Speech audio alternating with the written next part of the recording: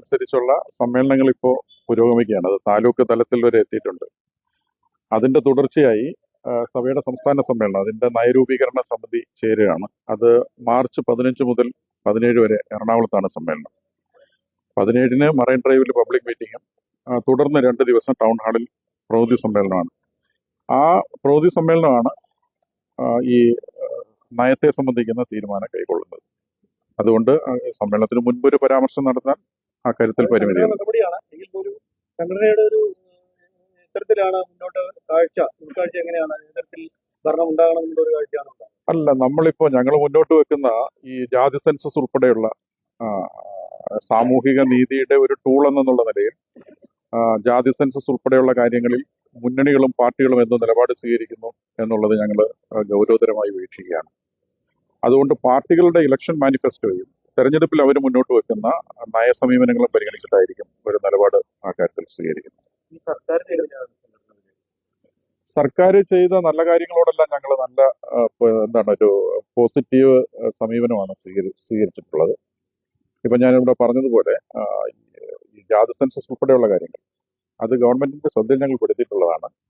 കേന്ദ്ര ഗവൺമെന്റ് കഴിഞ്ഞ 2025 ജൂൺ മാസം 16-ാം തീയതി അതിന്റെ നോട്ടിഫിക്കേഷൻ വന്നു കഴിഞ്ഞു. ഒക്ടോബർ മാസത്തിൽ പുതിയ ഗവൺമെന്റാണ് അത് ചെയ്യേണ്ടുന്നത്. അപ്പോൾ അതുകൊണ്ട് തന്നെ മൂന്ന് മുന്നണികളും ഈ കാര്യത്തിലൊക്കെ എന്ത് നിലപാട് സ്വീകരിക്കുന്നു എന്നുള്ളതിനെ ആശ്രയിച്ചായിരിക്കും ഞങ്ങളുടെ നിലപാട്. ജാതി സെൻസസ് അധികാര വിഭവ പങ്കാളിത്തത്തിന്റെ ശരിയായ സ്ഥിതിവിവര കണക്കുകൾ സാമൂഹ്യ നീതിയുടെ ഒരു തലം സൃഷ്ടിക്കുന്നതിന് പ്രധാനമായിട്ടും അതൊരു ഘടകമായി മാറേണ്ടതാണ്. അപ്പൊ അതൊരു പ്രധാനപ്പെട്ട കാര്യമാണ്. അത്തരം വിഷയങ്ങൾ അനുകൂല നിലപാടെടുത്താൽ ബിജെപിയെ പോലും പിന്തുണയ്ക്കുന്ന സാഹചര്യം ഉണ്ടാവും.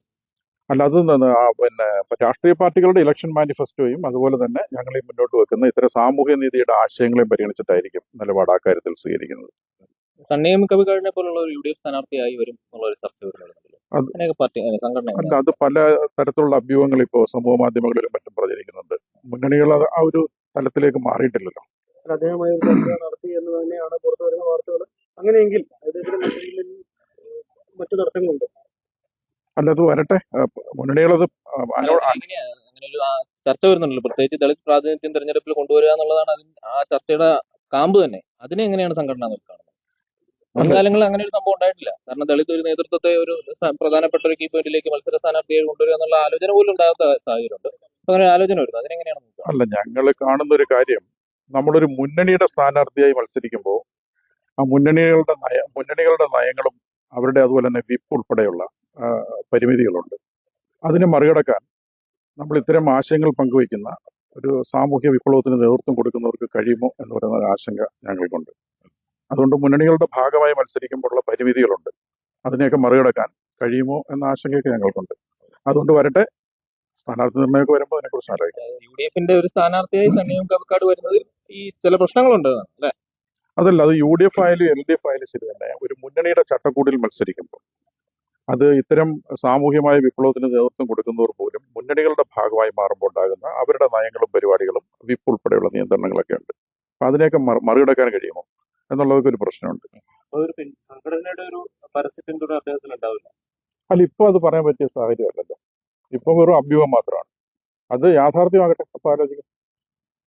ജാതി സെൻസസ് അടക്കമുള്ള കാര്യങ്ങളാണ് രാഷ്ട്രീയ പാർട്ടികൾ മുന്നോട്ട് വയ്ക്കുന്നത്. തീർച്ചയായും ജാതി സെൻസസ് ഒരു പ്രധാനപ്പെട്ട അധികാര വിഭവ പങ്കാളിത്തത്തിന്റെ ശരിയായ സ്ഥിതിവിവര കണക്കുകൾ വരിക എന്നുള്ളത് ഇപ്പൊ ഈ മുന്നോക്ക സംവരണം കൂടി വന്ന പശ്ചാത്തലത്തിൽ സമൂഹത്തിൽ വലിയ വിള്ളലുകൾ ഉണ്ടായിട്ടുണ്ട്.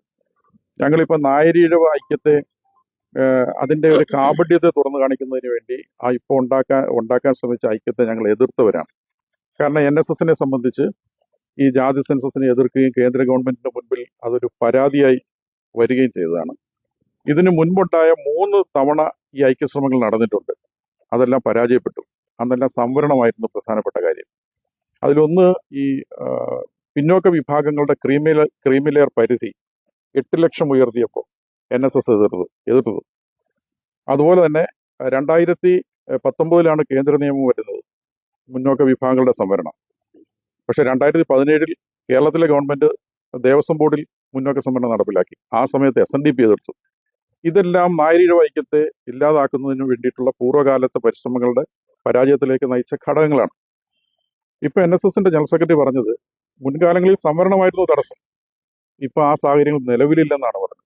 അതുകൊണ്ട് കേരളത്തിലെ സംവരണീയ വിഭാഗങ്ങളെ സംബന്ധിച്ച് അതിനൊരു കാപഢ്യമുണ്ട് എന്ന് ബോധ്യപ്പെട്ടതുകൊണ്ടാണ് അതിനെ തുറന്നു കാണിക്കാൻ ഞങ്ങൾ രംഗത്ത് വരികയും അതിനെ എതിർക്കുകയും അതൊരു അസംബന്ധമാണെന്ന് പറയുകയും ചെയ്തത്. അതിന്റെ അടിസ്ഥാനത്തിലാണ് ഈ സാഹചര്യങ്ങളൊക്കെ നിലനിൽക്കുമ്പോൾ സാമൂഹിക നീതിയുടെ ആശയങ്ങളെ ഉയർത്തിപ്പിടിക്കുന്ന മുന്നണികളെയും അവരുടെ ഇലക്ഷൻ മാനിഫെസ്റ്റോയും അവരുടെ നിലപാടുകളൊക്കെ പരിഗണിച്ചിട്ടായിരിക്കും ഞങ്ങളൊരു ഇലക്ഷനിൽ എന്ത് സമീപനം സ്വീകരിക്കണം എന്നുള്ളതിനെ കുറിച്ച് തീരുമാനിക്കും. കഴിഞ്ഞ 10 വർഷം ഇടതുപക്ഷ ഗവൺമെന്റ് ആയിരുന്നല്ലോ, അവർ ഈ വിഷയങ്ങളിൽ സ്വീകരിച്ച നിലപാടിനെ എങ്ങനെയാണ് സംഘടന വിലയിരുത്തുന്നത്?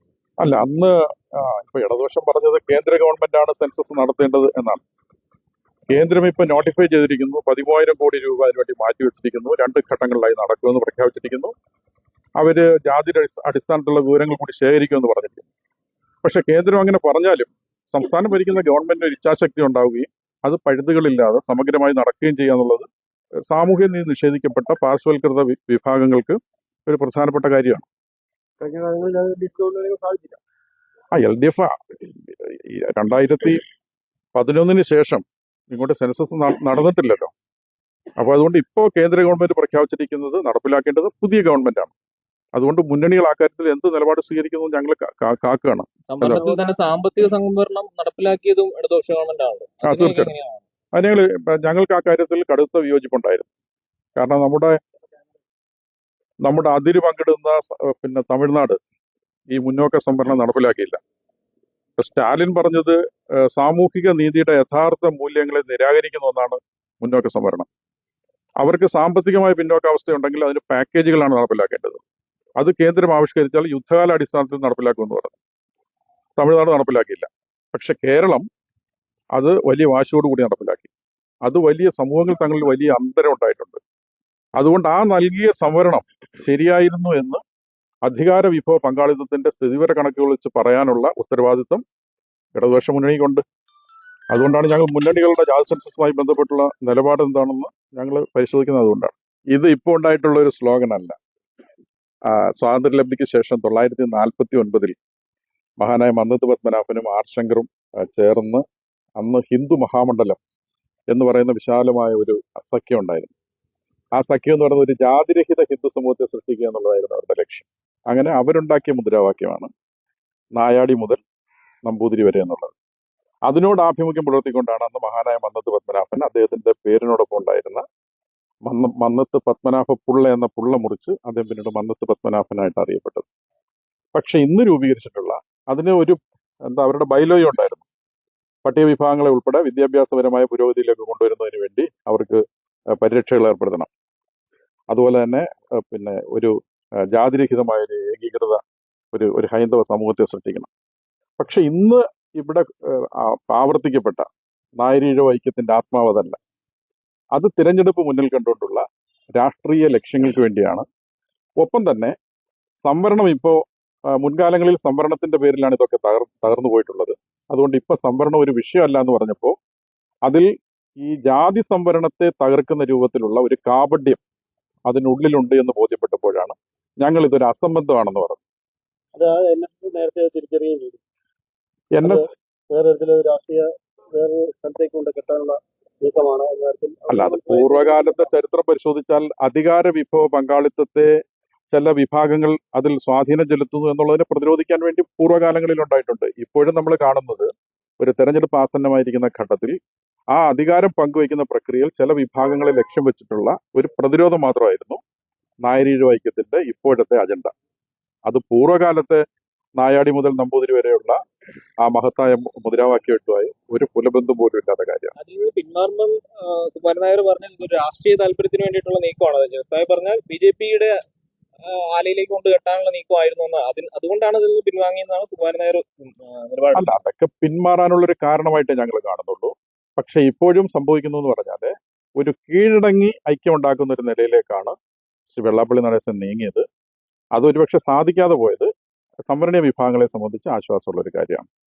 NSS അതിലൂടെ ഉണ്ടാക്കിയ നേട്ടം എന്ന് പറയുന്നത് സമദൂരം എന്ന് പറയുന്ന ഒരു സിദ്ധാന്തത്തെ കൂടുതൽ ഞങ്ങൾ ഇതോട് സ്ഫുടം ചെയ്തെടുക്കുന്നതാണ് എന്നുള്ളൊരു നിലയിൽ രാഷ്ട്രീയമായി വിജയം വരിക്കാനും അവർക്ക് കഴിഞ്ഞു എന്നുള്ളതാണ്. പക്ഷെ എന്തായാലും നായരീഴ ഐക്യം ഒരു അസംബന്ധമാണ് എന്ന അഭിപ്രായമാണ് ഞങ്ങൾക്ക് ഈ കാര്യത്തിലുള്ളത്. ഞങ്ങളിപ്പോൾ ഞങ്ങളുടെ സംസ്ഥാന നേതൃയോഗം മാർച്ച് 15 മുതൽ 17 വരെ എറണാകുളത്ത് നടക്കുകയാണ്. ആ ബോഡിയാണ് ഈ നയം രൂപീകരിക്കുന്നത്. ഒപ്പം തന്നെ ആ സമയമാകുമ്പോഴേക്ക് ഇലക്ഷൻ നോട്ടിഫിക്കേഷൻ വരാൻ സാധ്യതയുണ്ട്. ഒപ്പം തന്നെ മുന്നണികളുടെ ഇലക്ഷൻ മാനിഫെസ്റ്റോയും അവരുടെ തെരഞ്ഞെടുപ്പ് രംഗത്തെ നിലപാടുകളും വരാൻ സാധ്യതയുണ്ട്. അതുകൂടി പരിഗണിച്ചിട്ടായിരിക്കും ഞങ്ങൾ നിലപാട് സ്വീകരിക്കുക.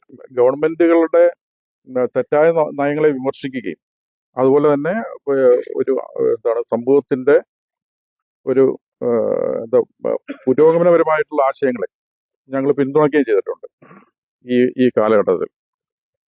ഇപ്പോ ഈ പട്ടിക വിഭാഗങ്ങളുടെ ക്ഷേമ വികസന കാര്യങ്ങൾക്ക് വേണ്ടി സാമ്പത്തിക പ്രതിസന്ധിയുടെ പേരിൽ തുക കുറയ്ക്കുന്ന സമീപനം സംസ്ഥാന ഗവൺമെന്റ് ചെയ്തിട്ടുണ്ട്. ആ കാര്യത്തിലൊക്കെ ഞങ്ങൾ വിയോജിപ്പ് രേഖപ്പെടുത്തിയിട്ടുണ്ട്. കാരണം സാമ്പത്തിക പ്രതിസന്ധിയുടെ പേരിൽ ഒരു വെട്ടിച്ചുരുക്കേണ്ട ഒന്നല്ല ഈ അധസ്ഥിത വിഭാഗങ്ങളുടെ ക്ഷേമ വികസന കാര്യങ്ങൾ എന്ന അഭിപ്രായ വ്യത്യാസം ഞങ്ങൾ രേഖപ്പെടുത്തിയിട്ടുണ്ട്. അതുകൊണ്ട് അത്തരം കാര്യങ്ങളിൽ ഗവൺമെന്റിന്റെ നല്ല കാര്യങ്ങളെ പിന്തുണയ്ക്കുകയും ഞങ്ങളുടെ സമൂഹത്തിന് എതിരായി വരുന്ന കാര്യങ്ങളോട് ഞങ്ങൾ വിയോജിക്കുകയും ചെയ്തിട്ടുണ്ട്.